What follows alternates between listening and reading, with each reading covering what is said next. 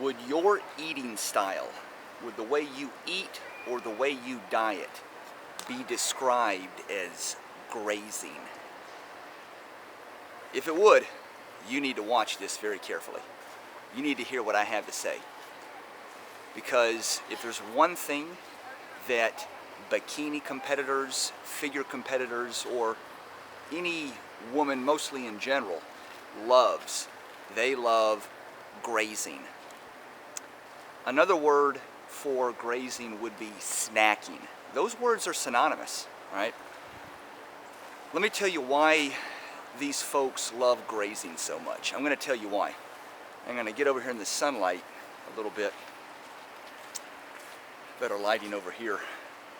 And behind me is the Atlanta Beltline, and it runs through Inman Park, Ponce, and all the way to Piedmont Park. We've got a good crowd out here this morning, so hopefully the lighting's a little better, but this is what's so appealing about snacking or grazing, is that there are no boundaries when it comes to grazing. There are no guardrails when it comes to snacking. And the first thing what these people will say is,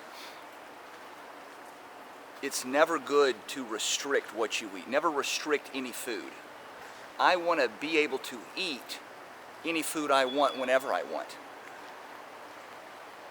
And my friends, that's very, very, very problematic. You see, what you call restrictions, I call boundaries.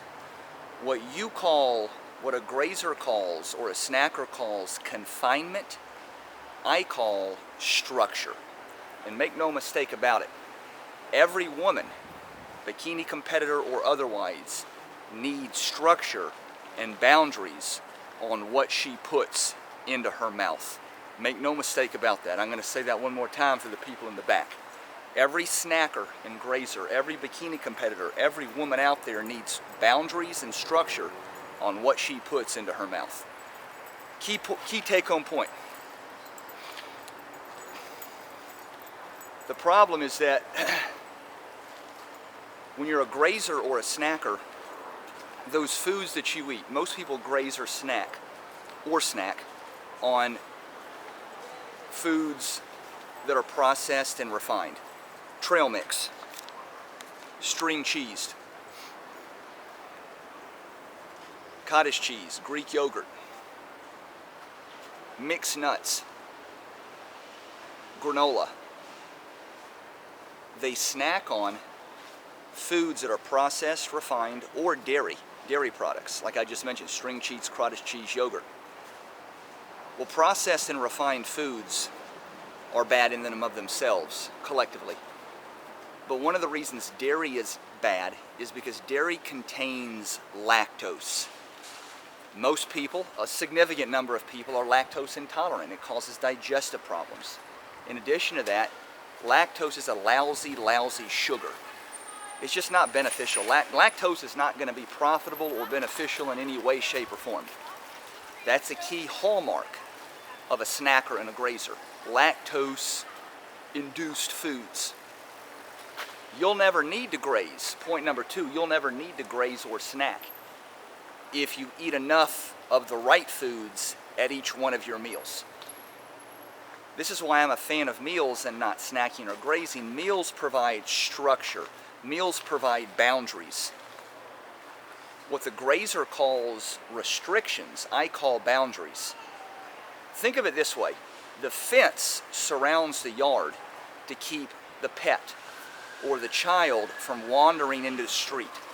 The fence or the boundary is there to protect you, not to restrict you. That's a wrong viewpoint. It's there for your protection.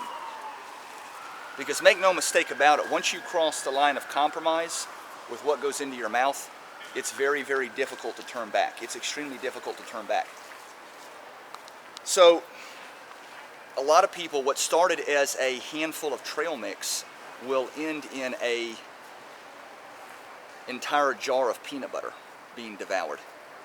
What started as a 150 calorie little snack, and I'm not saying you need to count calories, but you see my point, ended as a 3,000 calorie binge, right? So if you eat enough of the right food at each one of your meals, you're never, ever, ever going to need to snack or graze in the first place. You're not going to have cravings for it. You're not going to have a desire to. You won't have a physical desire. What is a physical desire? Physical desires for food are either hunger or cravings.